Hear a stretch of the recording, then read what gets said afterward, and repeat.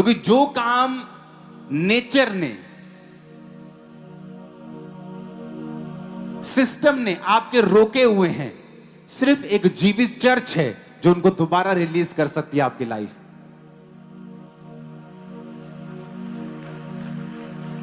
क्योंकि जैसे ही खुदा के रियल जन सीन में आते हैं और वो भविष्यवाणी करने लगते हैं और शब्दों को बोलने लगते हैं, और उनके शब्दों में पावर है कि वो शब्द आसपास के सारे माहौल को चेंज कर रहे हैं।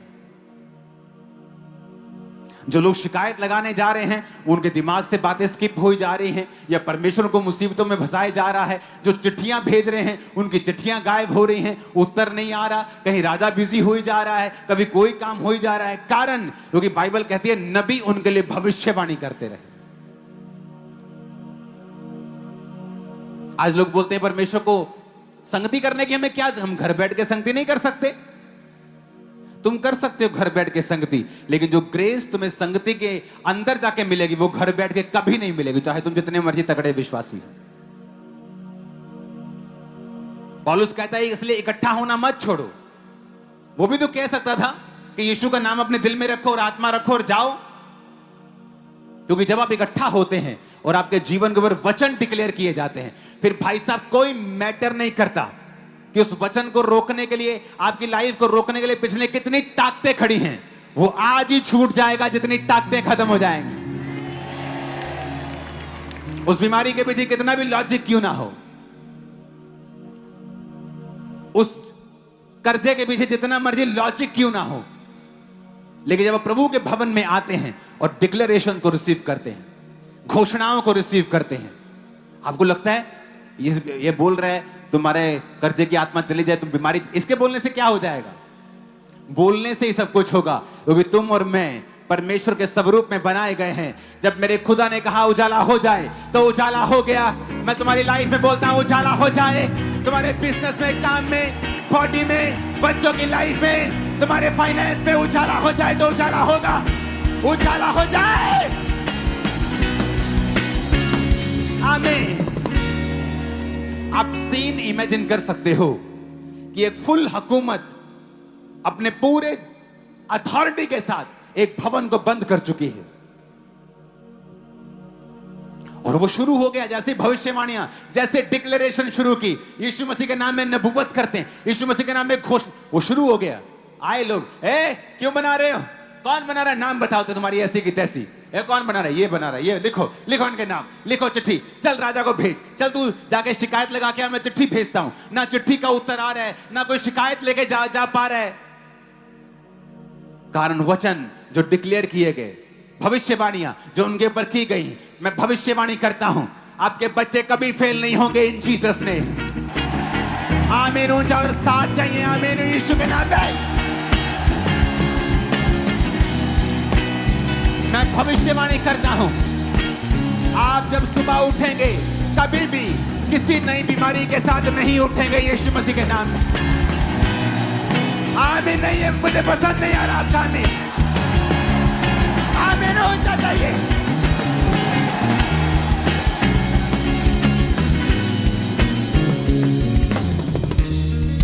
मैं सुबह उठा, मेरी आंखों में दर्द था, फिर मेरी आंखों को दिखना बंद हो गया, मेरे सर में दर्द था, डॉक्टर के पास गया तो कैंसर था। मैंने कहा जब आप उठेंगे आज से कभी नई बीमारी के साथ नहीं उठेंगे इन जीसस ने।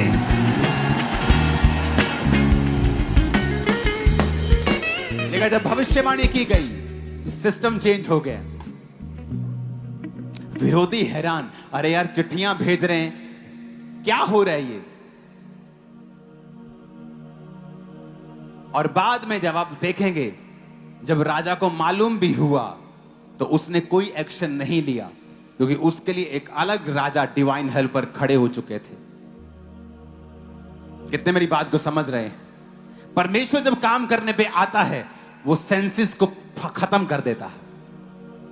फिर सेंस को समझ नहीं आता कि ये हुआ कैसे, पर इतना मालूम होता कि हुआ बड़ा जबरदस्त है। कैसे हुआ ये तो नहीं पता, पर जो भी हुआ है ना, हुआ कमाल का ही है। आप वो कमाल देखने वाले हो अपने और अपने परिवार की लाइफ में। हाथों को उठा के आमीन बोलो। मैंने कहा आप वो कमाल देखने वाले हो।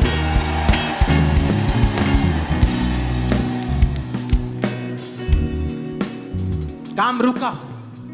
और जैसे ही संगति एंटर हुई, जैसे ही मैन ऑफ गॉड ने वर्ड्स बोले, वो सेम काम खुल गया। किसी विश्वासी की अगर हिम्मत थी उसे बनाता घर को, कौन फांसी लेना चाहता है?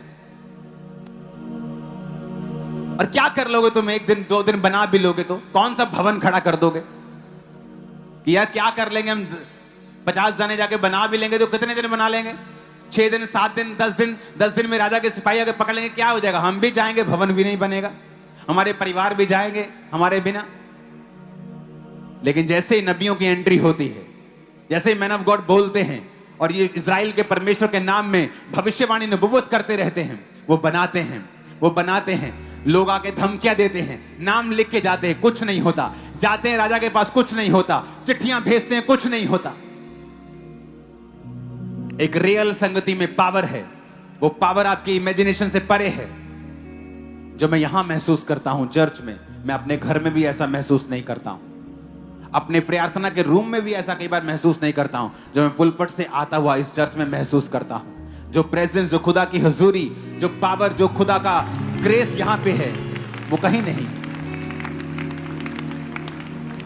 Hallelujah, hallelujah. जो चर्च में जो आवाज आप प्रभु की सुनते हैं और जो घरों में सुनते हैं,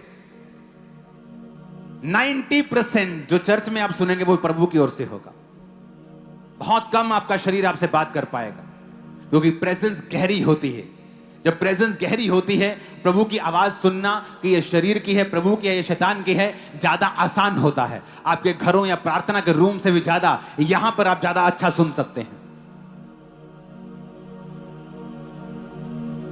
ऑनलाइन मीटिंग उन लोगों के लिए है जो पहाड़ों पे बैठे हैं, फौजी बैठे हैं ग्लेशियर के पास, किसी बर्फ के पास 7-7 दिन, 8-8 दिन एक जगह पे बैठे हैं, उनके लिए ऑनलाइन है। आलसियों के लिए थोड़ी ऑनलाइन है कि आप 5 किलोमीटर पे बैठे हैं और ऑनलाइन देख रहे हैं। प्रभु आपसे खुश थोड़ी है,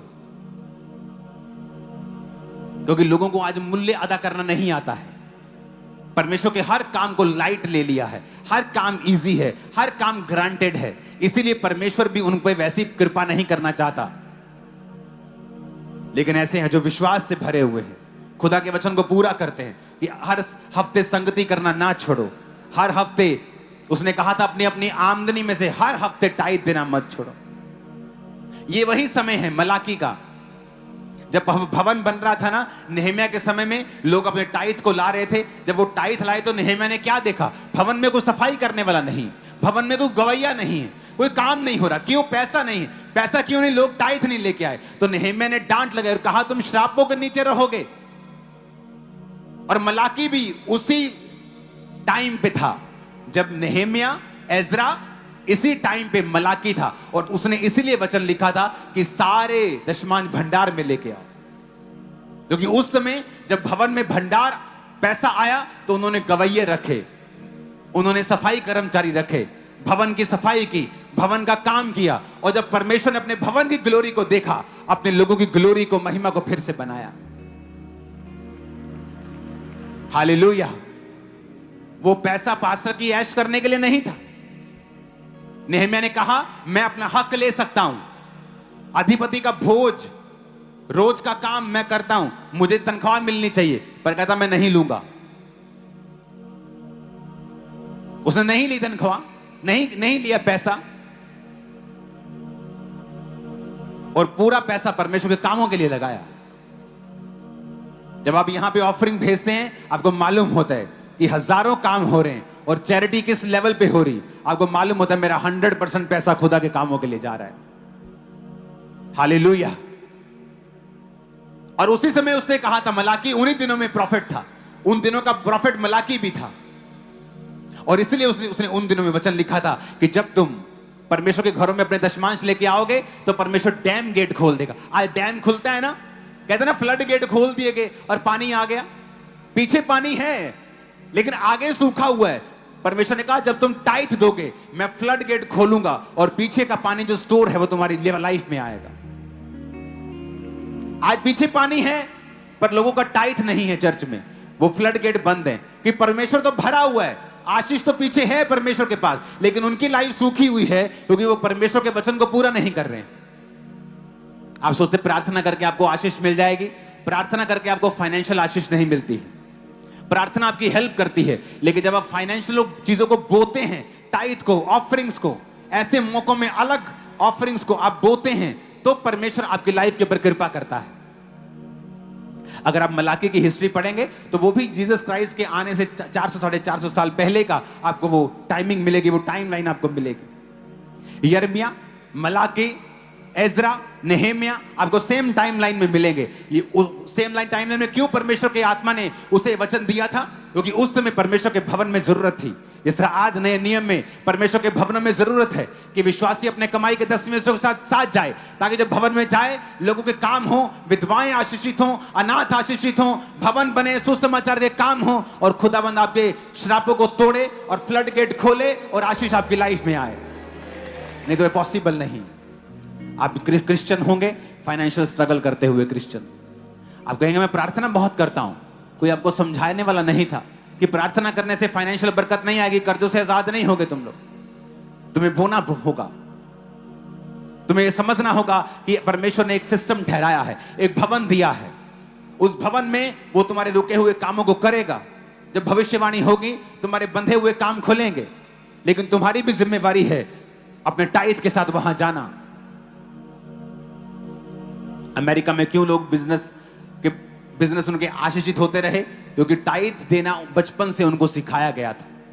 आज यहूदी 90% बड़े बड़े बिजनेस के मालिक क्यों हैं? क्योंकि टाइट देना, चैरिटी करना उनको सिखाया जाता है। आज लोग थोड़ी सी चैरिटी करके बोलते हैं हम बड़े बड़े ये हैं वो हैं। 50-50 बिलियन डॉलर्स एक एक आदमी चैरिटी कर देता है। क्रिश्चियन बंदा 50 बिलियन डॉलर्स, 4-5 लाख करोड़ बनते हैं। पता नहीं कितने लोगों का राशन आ जाएगा कि खत्म नहीं होगा पूरी स्टेट का, लेकिन मुंह से नहीं निकलता कभी उनके कि हम चैरिटी करते हैं। ये होती है असली चैरिटी। इसलिए आपको क्रिश्चियन दुनिया में जितनी चैरिटी होती है, मोर देन 99% चैरिटी आपको क्रिश्चियंस को जरा देखने को मिलेगी। इतनी हाईएस्ट लेवल की चैरिटी करते हैं, बिना बताए, बिना ताना मारे, बिना मीना मारे। हालेलुया। क्योंकि हमें मालूम है अगर हम परमेश्वर के लिए कुछ कर रहे हैं तो उसके लिए परमेश्वर हमारे लिए क्या कर चुका है और क्या वो करेगा। एक अच्छी संगति आपकी लाइफ में वो कर सकती है जो बड़े बड़े लोगों ने आपकी लाइफ में बंद किया हुआ है। हुकूमतों ने बंद किया हुआ, सिस्टम ने बंद किया, शैतान ने बंद किया। इम्पॉसिबल चीजें जो हो ही नहीं सकती, ये हो ही नहीं सकता भवन बन जाए। पर आपको खुशखबरी देना चाहता हूं, वो भवन पूरा बनकर तैयार हुआ, कंप्लीट होकर तैयार हुआ। आपकी लाइफ में परमेश्वर पूरे कामों को करने के लिए जा रहे हैं। आमीन ऊंचा चाहिए तो कंप्लीट काम आपके होंगे यीशु मसीह के नाम। Hallelujah, hallelujah. ऊंची आवाज में बोलो हालेलुया।